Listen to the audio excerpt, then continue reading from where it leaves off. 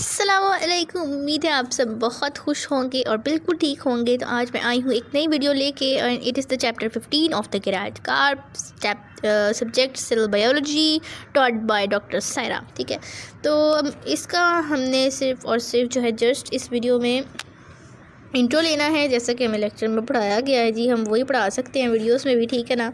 तो अब हमें जिस तरह कि हमें पता है, इसके तरह हम थोड़ी सी शुरू करते हैं बात की। जिस तरह हमें पता है कि communication is a very very important thing, कि किसी भी जगह कोई से भी दो लोग हों आपस में बात ना करें तो it will not be possible to resolve the issues. ठीक है, तो communication is very very important, कि जब भी कोई से दो लोग आपस में बात करते हैं, एक दूसरे के मसाइल एक दूसरे को बताते हैं, तो जो है वो बाहम कम्युनिकेशन से जो है उनके मसाइल हल होते हैं। ठीक है, सोल्यूशंस निकलते हैं। तो इसी तरह ये हम सिर्फ इंसान नहीं कम्युनिकेशंस करते, सेल्स यानी जिस चीज़ से हम बने हुए हैं उनमें भी कम्युनिकेशन जो रहती है वो बहुत ज़्यादा होती है, कि एक सेल दूसरे को बताते हैं भाई मेरे साथ ये हो गया तो मेरी मदद करो, तो वो जो दूसरा सेल होता है वो उसकी मदद के लिए कुछ मॉलिक्यूल्स भेज देता है और इस तरह से सोल्यूशंस जो हैं उनके निकलते हैं। ठीक है, तो अब हम बताते हैं कि अगर हम सवाल हमसे पूछ लिया जाए कि व्हाट इज़ सिग्नल ट्रांसडक्शन और इसके स्टेप्स पूछ लिए जाएँ, तो हम सबसे पहले तो सिग्नल ट्रांसडक्शन हमें पता होना चाहिए कि व्हाट इज़ सिग्नल ट्रांसडक्शन। तो it is a process by which the information by extra cellular receptor is translated into the activities और the changes that occur inside the cell. यानी सेल के outside यानी उसकी सरफेस पे कुछ receptors attach होंगे और वो जो उनके ऊपर जो इन्फॉर्मेशन आएगी वो इन्फॉर्मेशन मदद करेगी कि सेल के अंदर यानी उसके इंटरनल एनवायरनमेंट में किस तरह के चेंजेस आने हैं। ठीक है, जैसे कि मैंने डायग्राम बनाई हुई है जिसमें कि आप देख रहे हैं मॉलिक्यूल और प्रोटीन। ये मैंने बताया है कि व्हाट इज़ अ रिसेप्टर। तो receptor is basically a molecule और a protein where the signal protein is attach. तो ये आप देख रहे हैं जो जब हमारे पास सिग्नल के साथ रिसेप्टर आके जुड़ रहा है, तो फ़र्ज़ करें मैंने बनाया नहीं हुआ यार, ये देखें, ये फ़र्ज़ करें कोई सा भी सिग्नल मॉलिक्यूल है सेल के आउटसाइड एनवायरनमेंट में, जो कि बता रहे हैं भाई ये मसला हो गया या कुछ भी, कि जी हमें इंसुलिन चाहिए या हमें ग्लूकागोन चाहिए, कोई भी हार्मोन चाहिए या हमें एक्टिव पोटेंशियल करना है, किसी भी किस्म का जो है वो एक सिग्नल आया है हमारे पास, तो वो सिग्नल आके सेल की सरफेस पे कुछ रिसेप्टर मॉलिक्यूल जिसकी शेप यूँ होती है, ठीक है, इसके ऊपर आके जो है वो अटैच हो गया। ये मैंने बनाया हुआ, ठीक है, इस तरह की शेप है। रिसेप्टर के ऊपर सेल के ऊपर एक रिसेप्टर है, उसके ऊपर हमारा जो है सिग्नल मॉलिक्यूल आके अटैच हो गया, और जब ये अटैच होगा तो इससे अमेजिंग चेंजेस विल ऑकर। और किस तरह चेंजेस ऑकर होंगे कि मे बी पॉसिबल है कि रिसेप्टर जो है वो खुद एक्टिवेट हो जाए, या फिर वो एक सीरीज़ ऑफ मॉलिक्यूल्स या एक सीरीज़ ऑफ रिएक्शन को एक्टिवेट कर दे और इस तरह हमारा जो है वो रिस्पॉन्स जो है वो परफॉर्म आउट हो जाए। तो हमने इस पर सिर्फ ये बात की कि what is signal transduction, what is a receptor and what is a signal molecule and they are attached and the response is produced. अब हम जाते हैं आगे। पता नहीं क्यों अभी मुझे एहसास हुआ कि मैं थोड़ा जल्दी बोल रही हूँ, तो मुझे थोड़ा आहिस्ता बोलना चाहिए। ठीक है, तो अब मैं आहिस्ता बोलूँगी, आई एम रियली सॉरी। तो अब मैंने ये डिफरेंट किस्म के सिग्नल मॉलिक्यूल्स लिखे हुए हैं कि किस किस किस्म के सिग्नल मॉलिक्यूल्स हो सकते हैं। Signal molecule may be a gas, it may be a hydrophilic molecule और it may be a hydrophobic molecule. ठीक है, तो जिस तरह कि हमने पीछे क्वेश्चन लिखा हुआ था कि what is signal transduction, write down it steps, तो हमने उसमें सबसे पहले उसकी डेफिनेशन बताई थी कि it is a process in which the signal molecules in the extra cellular environment are translated और are converted into the changes that occur inside the cell. यानी सेल के बाहर कुछ सिग्नल्स हैं और वो ट्रांसलेट हो रहे हैं, वो चेंज हो रहे हैं उन एक्टिविटीज़ में, उन चेंजेस में जो कि सेल के अंदर परफॉर्म होनी है। ठीक है, तो उसके आगे ये भी लिखा हुआ था कि define cell signal transduction, write down it steps. तो हम ये देख लेते हैं इसके क्या स्टेप्स होते हैं। तो जो फर्स्ट स्टेप होता है, ये मैंने सिंपल स्टेप्स लिखे हैं। तो फर्स्ट स्टेप ये होता है कि उसमें जो होती है रिसेप्शन, सेकंड स्टेप ट्रांसडक्शन और third step response. Reception, transduction, response. ठीक है, तो रिसेप्शन में हमारा ये होता है कि जो सिग्नल मॉलिक्यूल है वो रिसेप्टर के साथ आके अटैच होता है। ये आप देख रहे हैं सिग्नल मॉलिक्यूल आ रहा है और ये रिसेप्टर इसके साथ जो अंदर अटैच हो गया। सेकंड मॉलिक्यूल में ट्रांसडक्शन होगी, यानी जो पॉसिबल चेंजेस विल ऑकर, यानी जो रिसेप्टर सिग्नल आके रिसेप्टर के साथ अटैच हुआ है तो रिसेप्टर जो है वो उसमें कुछ चेंजेस आएंगे। पॉसिबल है कि रिसेप्टर खुद अपने साइज़ में इंक्रीज़ कर दे, या फिर वो एक सीरीज़ ऑफ मॉलिक्यूल्स को एक्टिव कर दे, या फिर वो एक सीरीज़ ऑफ रिएक्शंस को जो है वो एक्टिव कर दे, जिसकी वजह से हमारा रिस्पांस प्रोड्यूस हो जाएगा। और रिस्पांस कुछ भी हो सकता है, वो हमारा ट्रांसक्रिप्शन हो सकती है, ट्रांसलेशन हो सकता है कोई हार्मोन रिलीज़ हो जाए, हो सकता है कि हमारा एक्टिव पोटेंशियल जो है वो डेवलप हो जाए। तो ये बेसिकली जो थे वो वेरी वेरी बेसिक 3 स्टेप्स थे for the signal transduction, reception, transduction और रिस्पांस। अच्छा जी, तो अब मैं देखती हूँ कि अब जो सिग्नलिंग होती है यानी एक सेल से दूसरे सेल में या एक सेल से अपनी सेल में जो सिग्नलिंग होनी है, जो मैसेजेस जाने हैं वो किस किस पाथवे से जा सकते हैं। तो जनरली इनके 3 पाथवे हैं। The first one paracrine signalling, second one endocrine signaling and the third one autocrine signalling. ठीक है, तो हम वन बाय वन डिस्कस करते हैं कि पैराक्राइन सिग्नलिंग में ये होता है कि the molecules are passed from the one cell to the other and the other cell are present very very near to it. इसकी हमने डेफिनेशन पीछे लिखी, मैं आप लोगों को दिखाती हूँ। ये जो मैंने पैराग्राइन सिस्टम की सिग्नलिंग की जो है वो डेफिनेशन लिखी हुई। This is limited for its ability to travel around the body because they are inherently unstable and degradable by the enzymes. तो क्या इसका मतलब है कि वो मतलब सिर्फ स्मॉल डिस्टेंस या एक लिमिटेड डिस्टेंस तक ट्रैवल कर सकते हैं, और इसकी वजह ये है कि they are unstable and they are degraded by the enzymes. तो यही हमने उस डायग्राम में देखा। ये देखें जी कि ये जो 2 सेल्स हैं वो करीब करीब हैं और इस तरह they are limited for their travel around the body, यानी वो ज़्यादा दूर दूर इधर उधर नहीं जा सकते क्योंकि they are inherently unstable and they can be degraded by enzyme and therefore इनके रिसेप्टर्स जो है वो इनके करीब वाले सेल पे ही होते हैं। ठीक है, तो this was what is going on in paracrine signalling. और इसकी एग्जांपल बहुत अच्छी जो है वो है साइनेप्टिक रिस्पॉन्स की। यार मक्खियाँ, ये देखें, ये मतलब कि साइनेप्स में नर्व इम्पल्स में जो है वो इम्पल्स आती है एक अलॉन्ग द साइनेप्स, और यहाँ पे सिनेप्टिक क्लेफ्ट में जो है वेसिकल्स रिलीज होते थे और फिर यहाँ पे नीचे जो थे वो रिसेप्टर्स होते थे, उसके ऊपर आके अटैच हो जाते थे। ठीक है, ये थोड़ा सा पीछे से देखेंगे तो आप लोगों को याद आएगा, मैं भी भूल गई हूँ। ठीक है, क्योंकि मुझे भी इतना सही से याद नहीं क्योंकि इसकी हमने एक अलग से वीडियो बनाई थी। ठीक है, कि किस तरह से इम्पल्स आ रही थी, बस इतना आप लोगों को याद ही होगा यकीनन कि इम्पल्स आती थी, यहाँ से वो साइनेप्स को जो ट्रिगर करती थी और यहाँ से हमारे जो थे वो वेसिकल्स निकलते थे इस स्पेस में, और ये जो नीचे जो मेम्ब्रेन थी इसके ऊपर रिसेप्टर थे, वेसिकल्स इसके ऊपर लग जाते थे और हमारा रिस्पॉन्स प्रोड्यूस हो जाता था।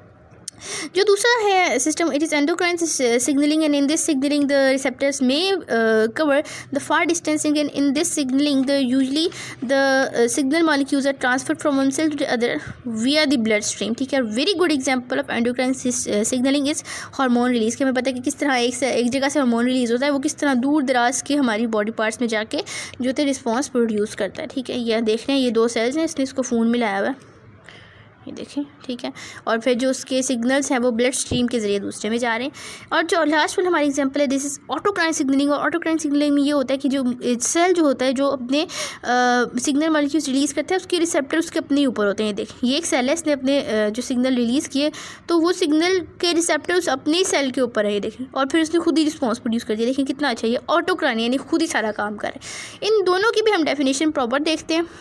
ये देखिए जी, ऑटोक्राइन सिस्टम या autocrine signalling in this system the cell that produces the messages possesses the receptors on its own surface. मैंने हिज लिख दिया, इट्स लिखना था कि यानी जो सेल सिग्नल मॉलिक्यूल्स प्रोड्यूस करे उसके रिसेप्टर्स उसके अपने ऊपर है। The cell that produces the messenger यानी signal possesses the receptor on its own surface that respond to the message. ठीक है, और व्हाट इज एंडोक्राइन सिग्नलिंग, ये हमने पढ़ा कि फार डिस्टेंस कवर कर सकते हैं, यानी इन दिस सिग्नलिंग मैसेंजर यानी signalling molecules reach the target विया द ब्लड स्ट्रीम। तो ये हमने दिखाई थी जो अपनी डायग्राम कि जिसमें किस तरह ब्लड स्ट्रीम के ज़रिए से एक सेल से दूसरे सेल में हमारी सिग्नल मॉलिक्यूल्स ट्रैवल कर रहे हैं। ठीक है जी, ठीक है जी, तो यहाँ तक हमने डिस्कस कर लिया। उसके बाद हम देख लेते हैं different types of receptor molecules. तो जी हमारे पास रिसेप्टर मॉलिक्यूल जो होते हैं वो डिफरेंट टाइप पे हो सकते हैं।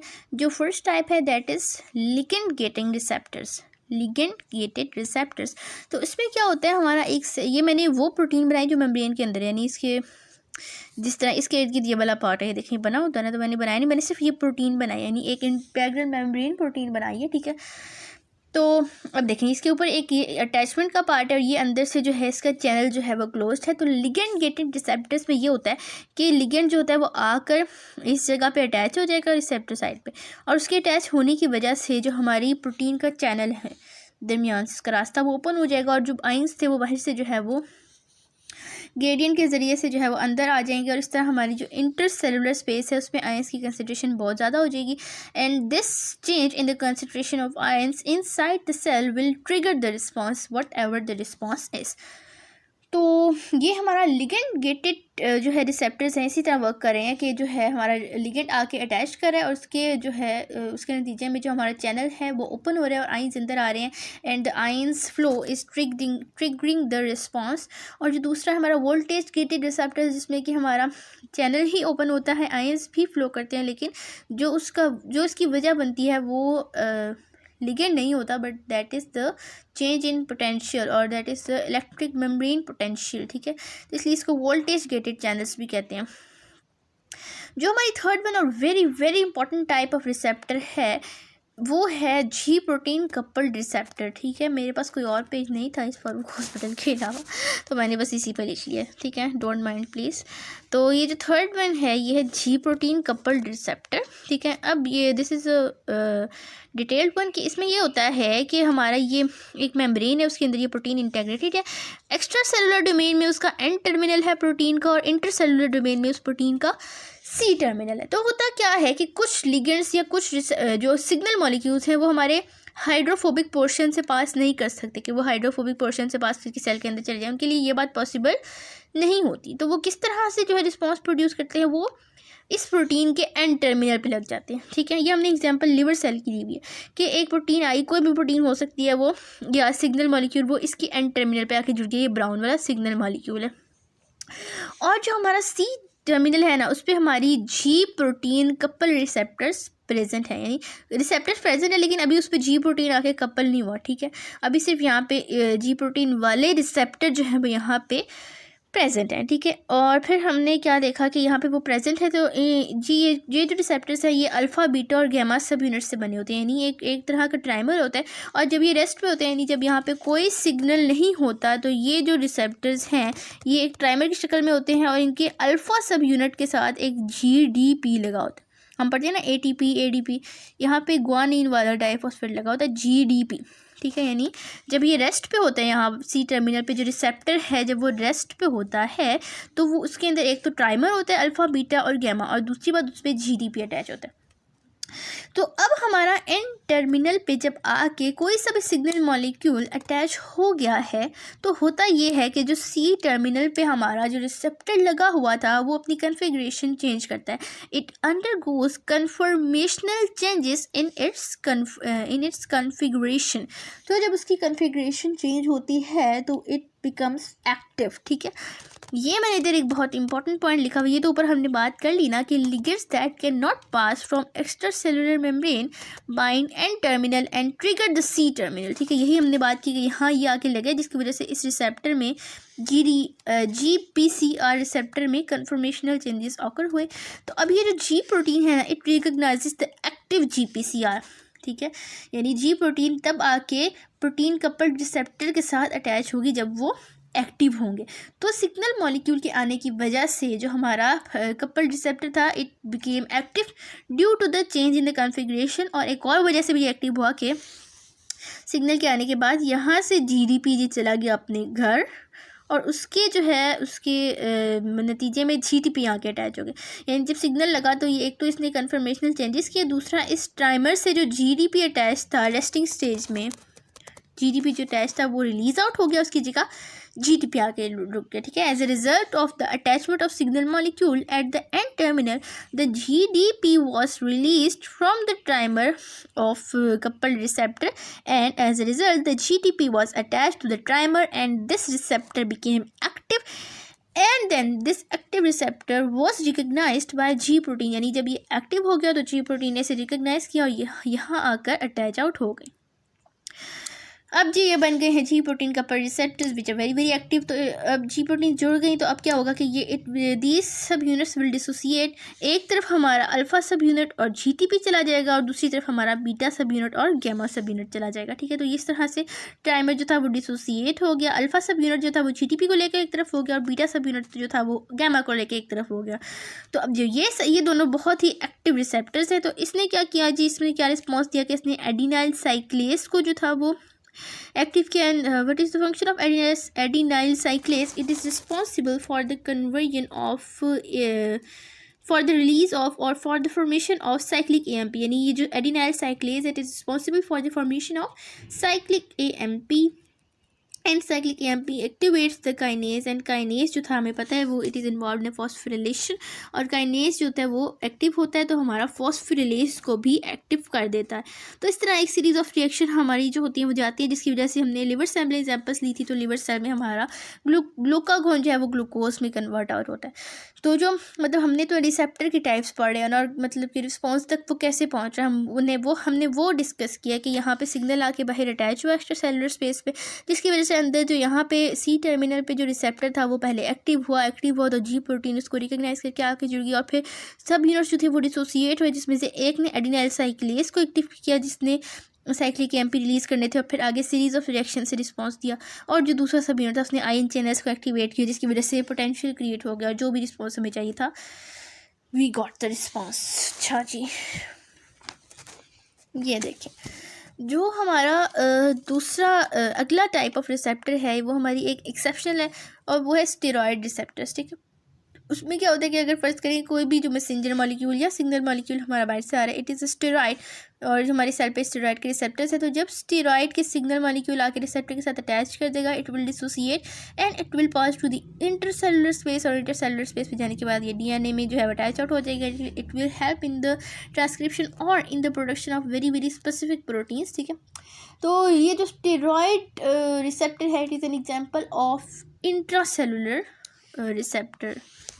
ठीक है, it is an example of intracellular receptor. ठीक है, ये देखें ये इस तरह से अटैचमेंट के बाद जो है ये सेल के अंदर जा रहा है। ठीक है, और फिर हमने जो पढ़ा कि सेल्स जो स्टेरॉइड सेल्स जो होते हैं उनका फंक्शन क्या है, तो उनके मंदरजा झेल या फॉलोइंग 5 फंक्शंस हैं, 4 हैं। तो first one is sexual differentiation, second one is extraction of sodium, third one pregnancy, and fifth one carbohydrate metabolism. तो इन 4 चीज़ों में इन्वॉल्व है कि extraction of sodium eyes and pregnancy and carbohydrate metabolism and sexual differentiation. ठीक है, अगले जो हमारे टाइप ऑफ रिसेप्टर हम कहते हैं बी एंड टी रिसेप्टर्स भी हमारे प्रेजेंट होते हैं किसी किसी सेल में। These are responsible for the recognisation of antigens. Oh sorry, मैंने इधर लिगेंड लिख दिया, यहाँ मैंने एंटीजन लिखना था, एक्स्ट्रा सेलुलर एंटीजेंस। ठीक है, उसके बाद जो हमारा receptor it may be an amino acid, it may be a gas, और एंड पे it may be a tyrosine kinase receptor. और tyrosine kinase receptor is a very very good example of insulin receptor के जब हमारे insulin आके इन receptors पे attach करते हैं तो ये जो टायरोसिन काइनेज रिसेप्टर नीचे इंटरसेलुलर स्पेस में प्रेजेंट हैं तो they become activated and they become phosphorylated, यानी इस पे फॉस्फेट आके अटैच हो जाएगा एंड दे जो है stimulate the cascade of reaction. ये फॉस्फोरिलेज के चक्कर है कि रिसेप्टर तभी एक्टिव होता है जब उन पर फॉस्फोरिलेट आके फॉस्फेट ग्रुप आके जुड़ता है यूजिंग द एंजाइम काइनेज। ठीक है, तो ये एक बहुत ही इंपॉर्टेंट बात है कि किसी भी चीज़ को एक्टिव करने के लिए उसका फॉस्फोरिलेट होना बहुत ज़रूरी होता है। तो ये हमने इस पर एग्जांपल देखी कि टायरोसिन काइनेज रिसेप्टर्स में किस तरह से पहले इंसुलिन आके जुड़ी और उसने टायरोसिन काइनेज को फॉस्फोरिलेशन के ज़रिए से एक्टिवेट कर दी, जिसके नतीजे में a series of reaction was started and we got the response. ठीक हो गया जी। तो ये वीडियो थी हमारी रिलेटेड टू सिग्नल ट्रांसडक्शन। हमने पढ़ा कि व्हाट इज़ सिग्नल ट्रांसडक्शन, कि हमारी जो बाहर सेल में बाहर जो सिग्नल मॉलिक्यूल्स हैं दे ट्रिगर द चेंजेस और the they activate the changes that are occurring inside the cell। और फिर मैंने पढ़ा कि किस किस तरीके से जो है वो सेल जो है मैसेजिंग कर सकता है, अपनी सिग्नल को जो है एक जगह से दूसरी जगह पहुंचा सकता है। फिर हमने पढ़ा उसके बेसिक 3 स्टेप्स क्या थे कि जी रिसेप्शन होती है, ट्रांसडक्शन होती है, रिस्पॉन्स होता है।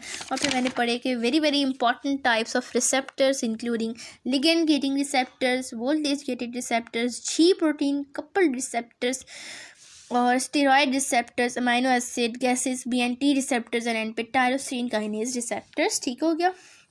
और हमने इसमें एक और बात याद रखनी है कि जो जी protein couple receptor it is an example of second messenger, क्योंकि एक तो ये बात है ना कि कोई भी सिग्नल मॉलिक्यूल आके रिसेप्टर के साथ अटैच करे और हमारा डायरेक्ट जो रिसेप्टर है वो डायरेक्ट रिस्पॉन्स दे दे। इसमें देखें कि ये लिवर सेल के एग्जांपल में डायरेक्ट रिस्पॉन्स नहीं आ रहा, कि या तो हो ना कि यहाँ पे आके अटैच हुआ सिग्नल तो ये जो यहाँ पे रिसेप्टर है वो डायरेक्टली जो है वो एडिनाइल साइक्लेज को एक्टिव कर दें, ऐसा नहीं हो रहा। ठीक है, a second messenger molecule is involve, second signal is involve, ये भी हमारी बुक में लिखा हुआ है। कि किस तरह सेकंड मैसेंजर मॉलिक्यूल के यहाँ पे जो था वो पहले इनएक्टिव जो था रिसेप्टर प्रेजेंट था, जब वो एक्टिव हुआ जी प्रोटीन आके जुड़ गई तो वो डिसोसिएट हुआ। तो ये हमारे यहाँ पे सेकंड मैसेंजर है। ये फर्स्ट था जो कि मतलब जिसके साथ जीटीपी जुड़ा हुआ था, फिर जब वो एक्टिव होकर डिसोसिएट हुआ तो ये हमारा सेकंड मैसेंजर आया। तो लिवर सेल में ये सेकंड मैसेंजर ही है जो एडिनाइल साइक्लेज को एक्टिव कर रहा है, जिसके नतीजे में साइक्लिक AMP बन रहे हैं और हमारा जो भी रिस्पॉन्स हमें चाहिए it is occurring inside the cell. So जी ये हमारा चैप्टर 15 है गिराल का। आप इसे बुक से भी स्टडी करें या आप किसी भी नेट से कोई भी जो है वो निकाल के पेज कोई भी वेबसाइट निकाल के भी स्टडी कर सकते हैं। मैंने तो बस बेसिक कंसेप्ट्स दिया है आपको, इसको मज़ीद आप अपनी ग्रिप करने के लिए आपकी रीड करना बहुत ज़रूरी है।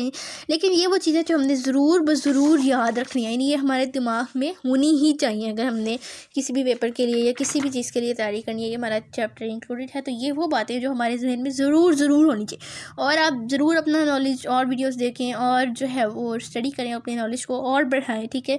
तो thank you so much for watching this video and I hope you understand, and please subscribe my channel and like my video and share with your friends. Thank you so much.